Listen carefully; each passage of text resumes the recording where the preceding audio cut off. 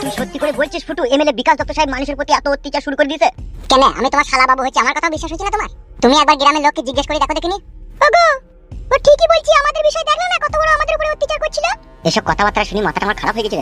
তুমি আমাদের একটা উপকার করতে পারবা কি? কি উপকার বল? তুই তোমার শালা হচ্ছিস, তোর উপকার করবো না তো কার করবো বল? কি করতে হবে? আমাদের গ্রামের শেষ মাথায় যে পুরনো বাড়িটা আছে না, ওখানে আমরা 3-4 জনের আশ্রয় নিয়েছি। তুমি ওখানে সন্ধ্যাবেলা এসো, তোমার সাথে আরো কিছু বিশেষ কথা আছে। কিসের জন্য, কি ব্যাপারে? আমি চাই এই ব্যাপারে তুমি আমাদের সাথ দাও। আমার তো এমএলএ বিকাশ দত্ত সাহেবের পানে একটা ক্ষোভ আছে, ওকে এক কোপে পেলে আমি 2 কোপে যাব না। তাহলে তো ভালোই হবে ভাই, তুমি যদি আমাদের সাথ দাও না তাহলে কাজটা অনেক সহজ হয়ে যাবে। এমএলএ সাহেব শুইরে বাচ্চা যদি না থাকে না, তাহলে আমরা খুব শান্তশিষ্টভাবে এই গ্রামে বাস করতে পারবো। ঠিক আছে, আমি আসবো, আমি তোদের সাথ দেবো। এ বনি, তুই কি বলছিস? আমিও চাই ওইরকম লোক মরে যায় ভালো, বেঁচে থেকে বাকি করবে সে বেঁচে থাকলে গরিব অসহায়দের মাঝে অত্যাচার শুরু করবে। অত্যাচার মানে এই অত্যাচার সাংঘাতিক অত্যাচার, এই অত্যাচারের কোনো সীমারেখা নাই। এ বেশ ঠিক আছে, শুন, ওগুলা কি টিফিনে? এই টিফিনে ভাত তরকারি আছে। ওগুলা খাবে কে? ওই তো কালো কুকুর আর কালো কুকুরের বউ আর ফালতু, ওরা 3 জনাই খাবে, আমি বাইরে খেয়ে এলাম। যে বাড়িতেও ভাত তরকারি শান্তি করে খেতে পেয়েছিস না? শান্তি করে ভাত খাবো সে উপায় কি আছে রে ভাই? কোন সময় এসে চুকির বাইরে জানলা দিয়ে ফুস করে গুলি করে দিয়ে চলে যাবে, নিজে ঘন্টায় হারিয়ে যাবে। বেশ ঠিক আছে, এর ব্যবস্থাও করবো বলে আমি। তাহলে আমি এখন যাই নাকি? হ্যাঁ বেশ ঠিক আছে, যা।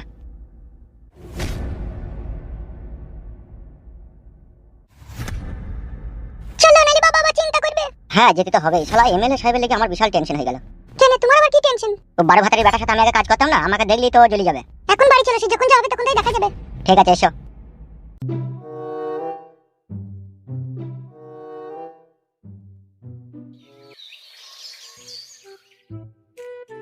বাবা দাঁড়ে মা, আমি ঘরে। এতক্ষণ মা আমি তোদের জন্য বার ভিতর করছিলাম রে মা, তারপরে একটু পাটা ইলি গেল বলে আমি ঘরে গিয়ে শুনলাম। তুই কেমন আছিস বল মা, ভালো আছিস তো? হ্যাঁ বাবা, আমি ভালো আছি। আর জাম্বু বাবু কেমন আছো?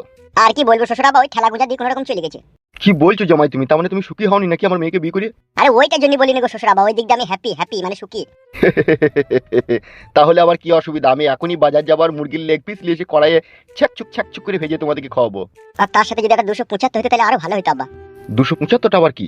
275 মানে বুঝো না আব্বা, একটু লাল পানি। মানে মদ, তাই তো? তা খাবে তো কে, একটা নিয়ে আনবো। বেশ ঠিক আছে আব্বা, তাহলে খুব ভালোই হলো। ঠিক আছে, তোমরা ভিতরে গিয়ে একটু বিশ্রাম করো, আমি বাজার থেকে মুরগির মাংস আর লাল পানি নিয়ে আনি। থ্যাংক ইউ আব্বা জান। থ্যাংক ইউটা আবার কি? মানে হচ্ছে আপনাকে 100 কোটি প্রণাম। আমি তোমার শ্বশুর হয়, প্রণাম না কইলেও চলবে, বুঝতে পেরেছো বাপ? ঠিক আছে বাবা, তাই হবে। মারে তুই জামাই বাবাকে নিয়ে ঘরে যা, আমি বাজার থেকে আসছি। হ্যাঁ বেশ ঠিক আছে বাবা, আপনি যান।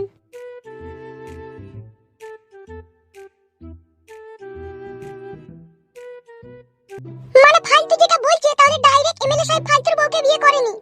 না ঠিকই বলছো, প্রথমে আমি ফালতুর বউকে ওদের বাড়ি থেকে ভালোবেসে ওর বউকে নিয়ে পালিয়েছিলাম। তাহলে আবার তোমার কাছ থেকে এমএলএ সাহেবের কাছে গেল কি করে? আরে ব্যাপারটা বুঝতে পারছো না, আমাদের এমএলএ বিকাশ দত্ত সাহেবের বউকে আগে ফুটুলি পালিয়ে গেল। ও মাই, আমার কি সর্বনাশের কথা! তাহলে বিষয়টা যেখানে গিয়ে দাঁড়াইলো, মানে এমএলএ সাহেবের বউকে তুমি যখন নিয়ে পালিয়ে যাও, তখন তোমার ওই ফালতুর বউটাকে আবার এমএলএ সাহেব বিয়ে করে নিয়েছিল, তাই তো?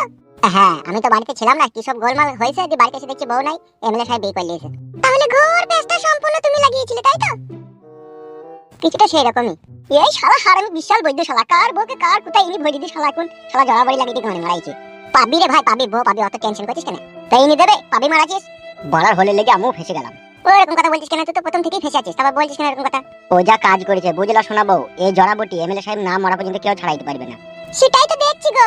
ও শালো বাবলা বৈদ্য ছেলেও। বাবলা বৈদ্য ছেলে বলেই তো আমার কপালে এত দুঃখ রে ভাই, না হলে কি সবসময় আমার বাবাকে গুলি খেতে হয় বল? বিষয়টা যা হয়েছে বুঝলি তো, সব কিছুর আসলে মনে হয়েছে ভালোবাসা। এই ভালোবাসাটা যদি আমি না করতাম তাহলে আমার আজকে এরকম হতো না। আমি কি চাই যে আমার জন্য সবারই সংসার নষ্ট হয়ে যাক বল? হয়ে গিয়েছে, তার কি করা যাবে এখন? বে তা কাঁদছিস কেন বে? তোর কথা শুনে কাঁদতে ইচ্ছে ভালো ভাই। ও ফুটু ভাই, শুনো কিন্তু না আমার কথা শুনো। বলো ভাবি। মানে ভাই খুব নাটক করতে পারে শালো। ওইভাবে বলি না রে ভাই, ফালতু তোর লেগে আজকে আমি এত কষ্ট করছি। কষ্ট তো করবে কালো কুকুর ভাইয়ের বৌদি। শোনো, আমি সব যা করার করবো, তুমি কেঁদো না ফুটো।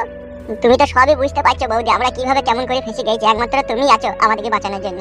একদম তোমরা চিন্তা করবে না, এমএলএ বিকাশ দত্ত সাহেবকে হামসাপারের হাত দিয়ে আমি মার্ডার করাবো, তবে আমার জানের শান্তি। তোমার কথাই যেন সত্যি হয় বৌদি। এবার আমার খেলা শুরু হবে হামসাপারের হাত দিয়ে। কোথায় ছিলে দুষ্টু মেয়ে লুকিয়ে এত কাল, হঠাৎ এসে চুলকি দিলে আমার এরের বাল। কি সুন্দর লাগি তোমার, কি সুন্দর পাছা, ওই পাছা দেখে মনে হয় লাগাইতে ইচ্ছা হয় উড়ি উড়ি উড়ি উড়ি। বলেন কি? কখন বড় সৈন্য লাগবে রে, চুঁ করে যাবার পুঁ করে দিয়ে ঝুলে দিয়ে চলে আসবো। কাকে চাই? তুই কে বল, সেটা আগে বল, আমি কে পরে জানবি, তুই কে বল। তোর বড় সাহস তো কমলো, তোমার এইটুকু নেংটির বাল তুই আমাকে তুতুকারি করিস। এখন কেউ নেই এখানে, এখন আসতে পারিস তো। এই বাল, তুই কার সাথে কি কথা বলছিস জানিস তো? তুই বড়া কে আমার জানার কোনো প্রয়োজন নাই, ঠিক আছে? তুই কিসের লেগে এসেছিস সেটা বল। আমি এমএলএ বিকাশ দত্তের সাথে দেখা করতে এসেছি। ও নেই কে কোন? কোথায় গিয়েছে? ও ছেলে হয়েছে আর বইয়ের বাড়ি গিয়েছে। কি হলো, এটা আবার হাসার কি আছে? পারেও বড় এমএলএ বিকাশ দত্ত সাহেব বুড়ো বয়সেও ছেলে লিছে। দেখলে হবে বন্ধু, খরচা আছে 1280 টাকা দিয়ে জাপানি তেল মারে ও ডান্ডাই। তাই নাকি? এখন এখান থেকে যাও, পরে আসবা। পরে আসার জন্য তো আমি এখানে আসিনি, আমি এমএলএ বিকাশ দত্ত সাহেবের সাথে কাজ করার জন্য এসেছি। তোমার নাম কি? আমার নাম হচ্ছে ছত্রপতি শিবাজি। খাদ্দা মুকু মাঙের তেনা কপালি ছোড়া, তোর নাম যদি হয় ছত্রপতি শিবাজি তাহলে আমাদের নাম কি হওয়া উচিত ছিল বে? তুই জানিস না তুই কার সাথে কথা বলছিস? তাই নাকি? সোনার চান পিতলা গুগু। তাহলে আমি 72টা খুনের আসামি বে। বোকাচোদা, আমাদের গায়ে এমন এমন লোক আছে তাদের পুলিশ চুল কাটাকেও টেনে ছিঁড়তে পারবে না বে, আর তুই নিজেকে 72টা খুনি আসামি দাবি করিস? তার মানে তুই কি বলতে চাইছিস আমি মার্ডার করিনি? কি করে জানবো? আমি তো তোর মার্ডার করা দেখিনি, আর তুই মিথ্যা বলছিস কি সত্যি বলছিস সেটা তুই জানিস? আমি বড় তোর সাথে এখানে ঝগড়া করতে আসিনি, আমি এমএলএ বিকাশ দত্ত সাহেবের সাথে দেখা করতে এসেছি। এই লাউড়া মুকু, এমএলএ সাহেবের সাথে দেখা করতে এসেছিস, সে যখন আসবে তখন দেখা করবি, ঠিক আছে? এখন ওই গাছটা লাগিয়ে বস গাবাড়া, জ্বালাই না আমাকে। বেশ ঠিক আছে, এমএলএ বিকাশ দত্ত সাহেব আসুক, আমাকে এত বড় অপমান করার মজা তোকে বুঝাবো। শালা বৈদ্যুর বাচ্চাকে না এখনই আবল তাবল মার দেবো, চিনিস তো আমাকে? তুই এমএলএ সাহেবের সাথে কাজ করিস, আমিও তো কাজ করতে এসেছি, তুই এরকম করছিস কেন? তোমার দাদা হয়ে গেছি নাকি? তোকে আমি বললাম বোকাচোদা আমি দাদা হয়ে গেছি, তোকে বললাম। বেশ ঠিক আছে, এমএলএ সাহেব আসুক, তারপর আমি বলছি সব কথা। সে যখন আসবে তখন বলবি যা এখান থেকে যা, ওই গাছতলায় বস গে যা। আমিও দেখে নেবো, তোকে দেখবি। তুই একে ভালো ছিঁড়তে পারবি না বে আমার। সে সময় এলেই দেখা যাবে। বাল মুখে এমএলএ বিকাশ দত্ত সাহেব বাল ছাড় লোকের জড়ো করেছে। শালা বৈদ্যুর একে বাল ছিঁড়ার ক্ষমতা নাই, বুঝে আমি 72টা মার্ডার করেছি। ছি, শালা রাকাল বাকালের সাথে বকি মাথাটা যন্ত্রণা ধরে গেল পড়া। একটা সিরেডন ট্যাবলেট খাইলি।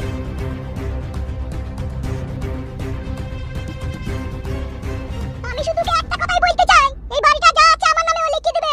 বাবালো কি আমার ঢঙের কথা হলো তোর? বাড়িটা তোর নামে লিখে দেবে, আর আমার এই সোনার চাঁদ মানিকটা এমনই বানে জেলে ভেসে লাই, আর তোকে বাড়িঘরটা লিখে দেবে, তোর নাম লিখে থাকবি। সাদা কুকুর, জি বড় ভাইজান।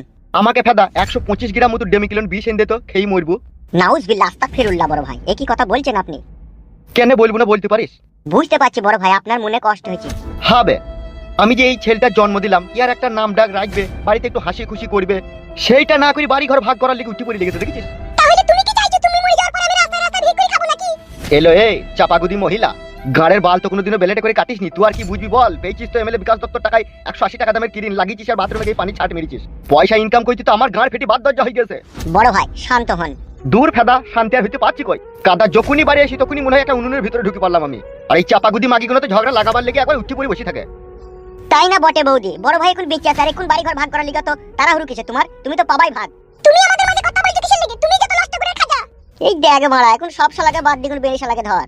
বেরি শালা মারাইতেছো তুমি, আর মাথাটা কচকচ করে চিবিয়ে খাইছো। আমি বড় ভাইয়ের মাথাটা চিবিয়ে খেয়েছি?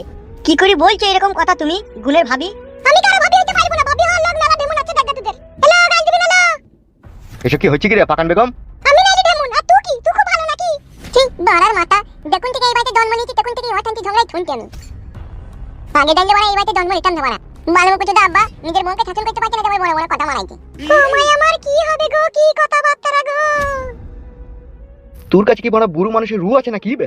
হবে, তুই যে এই 4 ঘন্টা 44 মিনিট হইলো তুই হইছিস, তুই এত কথা শিখলি কি করিবে? বয়া বয়া শিখলাম, তুমি যেভাবে শিখেছো সেভাবে আমিও শিখেছি।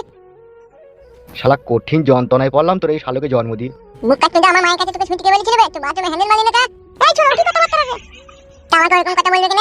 ও মাই আমার কি হবে গো? তোমার বিয়ে হবে আর আমি কোন জায়গায় যাব? ই কি বে, বড় মা হয়ে যাবে তোর?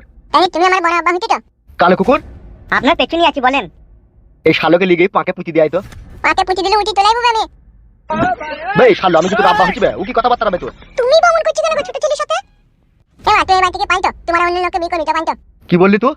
দা বলছি ঠিকই বলছি, তোমার বাড়িতে জন্ম নিয়ে বড় ভুলে গেল, তখন থেকে ঝগড়া অশান্তি শুনছি, একটু ভালো মন্দ খাবার নিয়ে তো খাই আমি। আরে আব্বা, আমি জীবনে বহু ছেলে দেখলাম, তোর মতো ছেলে এই 7 পর্দার ভিতরে পাকা ছেলে শুধু তোকেই দেখলাম। তুই তুমি বলতে তামা? আমার তো মনে হচ্ছে তুই আমার আব্বা বে, আর আমি তো ছেলে। তুমি খালা আন্ডার প্যানেল ফিটে এইগুলোকে বলে বড় পানির পয়দা ছেলে, নাইলে আবার জন্ম হওয়ার পর থেকে এত কথা বলে। এমন এক কি মনতে নাটা এলে পাতা কুকুর বিটি আমার সামনেই দাঁড়িয়ে আছে, আমার জগ জিনতে ভাতার ওই আমাকে হাওয়া দিছিল, আর তুই বললি কোন মুখেলো আমার ছেলে বড় পানির পয়দা? এত জিরিবিরি কেন করছিস পাকান বেগম? তুমি আমার নামে গোটা বাড়ি যদি না লাগে তুমি আটখানা বাড়ি লিখে দেবো বলে দিলাম তোমাকে আমি। এই ফেদা লিখবো, তখন যা এখান থেকে, মাথা খারাপ করে দিই না, এখনই মাছতে লাগবো বড়া, যা চোখের সামনে থেকে যা। এখন মারবা তুমি আমাকে তাই তো? বৌদি যাও না, দাদা বলছি তো তোমাকে বাড়ি অর্ধেক ভাগ দেবে। তোকে আমি বলে রাখলাম এমএলএ বিকাশ দত্ত, তুই আমার ভাগ আমাকে দিয়ে দিবি। তুই আমার সাথে বেশি বাড়াবাড়ি করতে আসবি না, তাহলে তুই বুঝতে পারবি আমি কি করব তোর। মনে থাকে যেন আমার এই কথাটা। বড় ভাই তোমার তো বাড়ি ঘর জমি জায়গা অনেক আছে, বহুদিন নামে 1.5 কাঠা মতো লিখে দেবা তুমি। বে এটা আমি দুবো না বলিছে। এই যে ছেলেটা হইলো সবাই মিলে একটা আনন্দ করে একটা নাম রাখবে নাকি সেই অশান্তি ঝগড়া লাগিয়ে দিল। তুই তো সবই দেখলি। সে তো বুঝতে পারছি, বড় বৌদি একটু অবুঝো আছে। বুঝলাই ভাই, ওইসব বুঝলা তো হিংসা মনে। ওসব 5 কথা তুলে আর লাভ হবে না, ঠিক আছে? আমি তুলি না, ওরাই সব তুলি তুলি বেড়াই। ওসব কথা বাদ দাও, ওসব কথা বাদ দাও কোন। বড় ভাই তাহলে একটা ছেলেটার নাম ফাম রেখে দেন। হ্যাঁ নাম তো একটা রাখতেই হবে, নাহলে সমাজে পরিচয় পাবে কি করে? কি নাম রাখা যায় বলো দেখিনি বড় ভাই? কি বড় হইলে কোন কি যে যন্ত্র হবে কোন বুঝা মুশকিল, এখন কি নাম রাখবো সেটাই তো বুঝতে পারছি না রে। বাপ হয়ে একটা ছেলের নাম খুঁজে পেছো না? তা তুমি বলো কি নাম রাখবো? তোমার নাম তো এমএলএ বিকাশ দত্ত, ওই টান করি একটা রাখো। ঠিকই বলছে বড় ভাই, টানে টানে মিলে যাবে। দূর বাল, আমার টানে টানে মিলে গেলেই হয়ে যাবে নাকি? এ যে আমার ছেলে, ইয়ার সুন্দর দিকে একটা নাম রাখতে হবে যাতে এক ডাকে একে সবাই চিনতে পারে। ঠিক আছে, আমরা ভালো দেখে একটা নাম রাখো বাবা। তোর নামটা বলা যে কি রাখবো সেটাই ভেবে পেছি না রে। বড় ভাই আমি বলি কি, তোমার ছেলের নামটা হুচুক দুমা রেখে দাও। আরে কানকি ছেলে হুটুক দমা মানাইতে। ই কি রে, গাল দিছিস কেন বে? তো বলছি কেন হুটুক দমা নাম রাখবে? তোর নাম বললো বলে কি রাখা হয়ে গেল নাকি? এখন নামটা ভাবছি আমরা বেশ ভাবো। কি নাম রাখা যায় রে কালো কুকুর? আমি জানি না বড় ভাই, তোমার যা ভালো লাগবে তাই রাখো। এখনই নাম বলতে গিয়ে মারা গাল খাবো আমি? এখন থেকে নামটাই খুঁজে পেছো না নাকি তুমি? কতই তো মেলাই তো নাম আছে, যে কোনো রাখলেই হয়। কি গো পেলা নামটা?